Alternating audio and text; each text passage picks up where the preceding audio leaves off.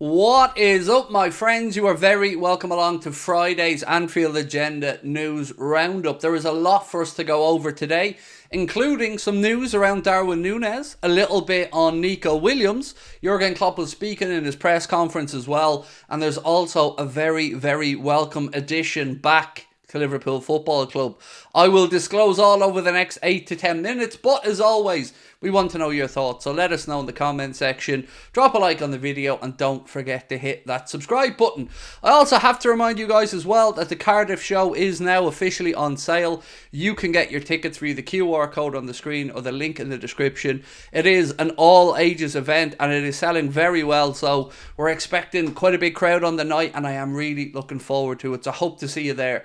Right, my friends, let's start with the news. So Nico Williams, somebody who's been linked with Liverpool Football Club, and I've got to say I was very surprised last night. A post on Twitter from somebody called @SeanDolFC put up a very, very good point that I never really gave consideration before. This is what he said. Just heard that Nico Williams is on 250,000 a week at Bilbao because none of their revenue goes on transfer fees. Of course, they only are looked to sign players from the Basque region, meaning that they can utilise a lot of their revenue on their wage bill. So that could be a stumbling block there for Nico Williams, because if he was to come into a club, let's say like Liverpool, at a young age like he is, relatively inexperienced, particularly at the very highest level like Champions League and whatnot, 250 grand a week, well, that's our captain's type of money. So I can't see that being a realistic move if he is on that much money. But again, a very good point raised. Next up, my friends, I'm going to get stuck into some quotes from Jurgen's press conference today. He was speaking about Darwin Nunez, and there will be a good bit about Darwin Nunez over the next few minutes. But this is what Kloppo had to say. He was unlucky in so many situations, really tough for a young man. He has big expectations on himself. His problem is that he's so good, he's consistently in these moments. I get it. He's defending his boy. No problem with that. But the news isn't all positive around Darwin, because today there was also another story that came out from, I believe, Spain, and they said, Radio Felix journalist Nicolas Saavedra said, Darwin Nunez's value has risen in recent years and Liverpool will not sell him for less than €85 million. He's not urgently thinking about an exit. His priority at the moment is the Copa America. His priority should be Liverpool Football Club. His priority should be making sure he's fit and ready to go to banging goals for Kloppo's last 2 games. But either way, that report suggests that if Darwin Nunez does try to engineer a move away, that Liverpool value our number 9 at about €85 million. So I guess I want to know what your thoughts are on that valuation. Is it too low, too high, or realistic? I really would love to know your thoughts on it. And also, I do hope that he is focused at Liverpool and he wants to stay here. Because if he is, I'm all good to give him another year, and so seem most people in our chat. But, like I've always mentioned, if he or anybody else doesn't want to be at the club, well then, go find yourself another club. It's that simple for me, but I do hope he stays. Jurgen was also speaking about Harvey Elliott today, and I like this from Jurgen. He said, if I regret anything, it's that Harvey didn't play often enough. And I agree. I do understand the decisions that Jurgen made, and I do understand that there were players he built up trust with over the years. But Harvey Elliott, to me, deserves to play more football, particularly from this point onwards. So I do hope this is a sign of things to come under the next coach as well, and for the remaining 2 games of Jurgen Klopp's reign at Liverpool. Just a reminder, of course, we do play this weekend. It's Monday night. We're playing Aston Villa. It's going to be a great game. Can't wait for it. And of course, we will be live an hour before kickoff right here.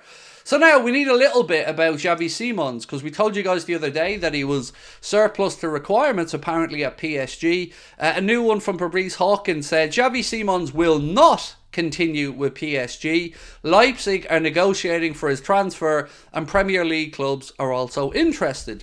A different report today said that the Premier League clubs who are most interested are Manchester United and Arsenal. But I tell you what, I wouldn't mind Liverpool's name being in that conversation, because I do think he's a fantastic footballer and I believe most of you guys do as well. David Ornstein's been speaking a little bit about Jordan Henderson, and I just thought I'd bring it up because it's sort of relevant. Ajax players like Jordan Henderson and Steven Bergwijn face uncertain futures due to financial problems incurred by missing the Champions League and Europa League football next season. Neither Ajax nor players want to part, but top earners must also think about going or be considered leaving. So it looks like there's problems there at Ajax for some of those high wage earners. This is what happens if we don't have that consistency, or clubs don't have the consistency of European football. Well, let's be honest, Ajax have had for quite a long time. So I did say at the very start of the video that there was a couple of big stories to finish with. Two of them are going to come up right now. The first one is a little bit from Arne Slot, not so earth-shattering, but the last one you'll want to hear, so stick with me. So Arne Slot was speaking about his move to Liverpool. He said there are sometimes some things attached to it as well. So a combination of factors means that it hasn't been communicated yet. But don't worry, that will undoubtedly happen. It'll be a matter of days. Things like that take a little bit more time than going to the shop with a shopping list and ticking off groceries. These are things that have to be timed properly, and everything has to be worked out. Again, just giving us a little indication there as to why this hasn't been announced yet. Because a lot of people have been asking me over the last few days, Craig, when's the announcement? When's it coming? And I've always said it will be timed to be respectful to both clubs and, of course, to Jurgen Klopp and his situation. So nothing to worry about. That announcement will be forthcoming. Now the big news, and I've been holding off till the end.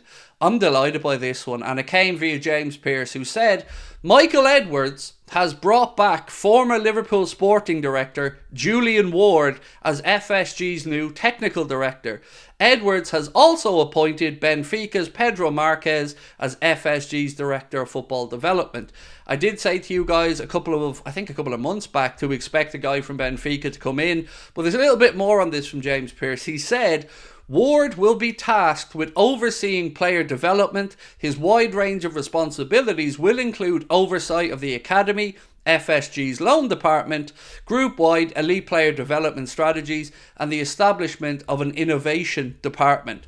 So the question that I have for you guys is, one, how cool is that he's back? I'm over the moon with it. But also, to me, this indicates, and it is just my opinion, that it's no coincidence that a lot of these people are coming back as Jurgen departs. I feel like there must have been, I don't want to say a fallout, because I don't think that's fair. A difference of ideas is probably the fairest way. Jurgen may be moving more towards the Darwin Nunez type signings, the Szoboszlai type signings, maybe not backed up by the data so much, against the likes of Edwards and Ward, who tend to look into the numbers and try to remove any emotion from decision making. I don't know which one works better, but I know I feel comfortable with the team that Michael Edwards is putting together, and I think we can feel very optimistic for the future. So Michael Edwards, Julian Ward, it looks like we're putting the band back together, ladies and gentlemen. So that is it for this afternoon's roundup or this evening's roundup. But of course, we will be live tonight at 8:30 for the late night agenda. There'll be no live stream tomorrow because it's my day off. So I hope to catch you at 8:30 tonight. We will go through all of these stories in more detail, and I will catch up with you soon. Thanks for watching. Bye-bye.